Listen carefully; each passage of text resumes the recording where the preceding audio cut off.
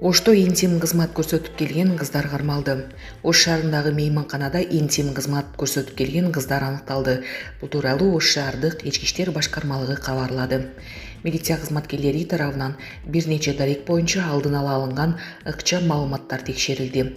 Натыйжада Ош шаарынын Масалиевкен көчөсүндө жайгашкан кафенин жертөлөсүндө орун алган мейманкана текшерилип, ал жерде жашыруун жай бар экендиги аныкталган. Аны уюштурган, ал жерде иштеген кыздарга шарттарды түзүп берген жаранга карата кылмыш иши козголду.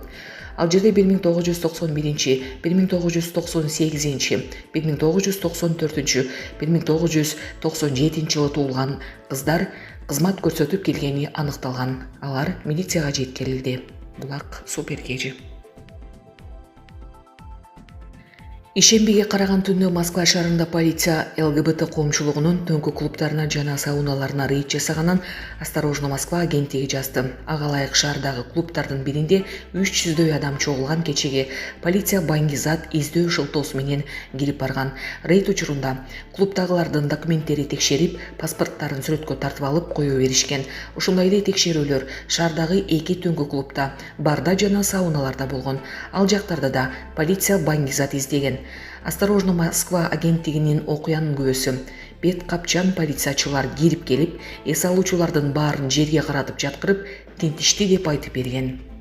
Санкт-Петербург шаарында борбордук бекет деп аталган түнкү клуб жабылды. Клубтун ВКонтакте соц тармагындагы баракчасында биз ижарага алган жер мыйзамга каршы келет деп бизге берүүдөн баш тартты. Кечирим сурайбыз, мындан ары иштебейбиз, жаңыдан жолугушканча деп жазылган.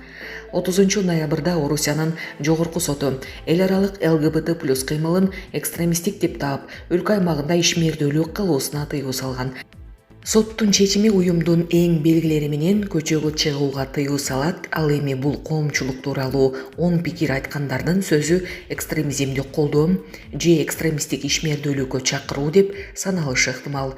Орусияда эл аралык ЛГБТ+ кыймылы жок болгондуктан бул тыюу кайсыл уюмдардын ишмердүүлүгүнө тийиштүү болору белгисиз.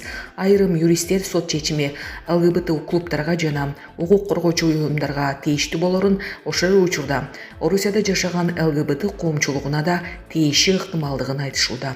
Булак Азаттык. Кээ бир мектептерден окуучулардан акча алынарын министр моюнга алды. Окуучулардан акча алуу токтолбой жатат. Назар Ньюс маалыматтык порталынын билдиргенине караганда, Билим жана Элим министри Доктуркүл Кендирбаева парламенттин жыйынында моюнга алды. Президент тарабынан окуучулардан акча албоо тууралуу чечим кабыл алынган. Мамлекеттик бюджеттен 55 миллион сом майда барат нерселерди же канцеляриялык товарларды, мисалы бор, тряпка жана башкаларды алуу үчүн бөлүнгөн. Бул жылы 215 миллион сом бөлүнүп жатат. Булак Назар Ньюс Кежи. Дем клиникасы тиш ооруларын дарылоо жана тиш салуу кызматын көрсөтөт. Стоматология заманбап техникалык каражаттар жана материалдар менен камсыздалган. Жогорку даражадагы стоматологтор өз ишинин сапатына кепилдик беришет жана төмөндөгү кызмат көрсөтөт. Хирургиялык стоматология, тиштерди реставрация кылабыз. Кандай гана оор абалдагы тиш болсо да оорутпай алып салабыз. Жулабыз. Тиштерди кесипкөй чеберчиликте гигиеналык тазалоодон өткөрөбүз. Брекет системабыз да бар. Тиштерди имплантациялайбыз. Которобуз, протездөө, металлокерамика, цирконий, алтын жана башка түрлөрдү колдонуу менен сиз каалаган сапатта тиштериңиздерди оңдоп түзөп, салып жана тазалап беребиз. Көңүл буруңуздар, биздин жайкы жеңилдетүүдөн пайдаланыңыздар. Эгер сиз алдын ала жазылып келсеңиз, сизге 500 рубль арзандатуу каралган. Шашылыңыздар, биз сиздерди күтөбүз. Биздин дарек Москва шаары, метро Накимовский проспект, Сивашская көчөсү 7, корпус 2, метрого жакын жайгашкан. 5 мүнөт гана жөө басасыз. Байланыш номеру +7 925 103 22 77. Израиль гуманитардык жүк ташыган унааларды Газага киргизбей баштады. Израиль бийлиги Газа тилкесине гуманитардык жүк ташыган жүк ташуучу унаалар үчүн өтмөктү жапты. Бул тууралуу ВАФ агенттиги Палестинанын Кызыл жарымай коомчулугуна шилтеме берүү менен билдирди. Маалыматка ылайык, Израиль тарап гуманитардык жүк ташыган жүк ташуучу унаалардын Рафа көзөмөл өткөрүү пункт аркылуу кирүүсүнө кийинки эскертүүгө чейин тыюу салынганын билдирген.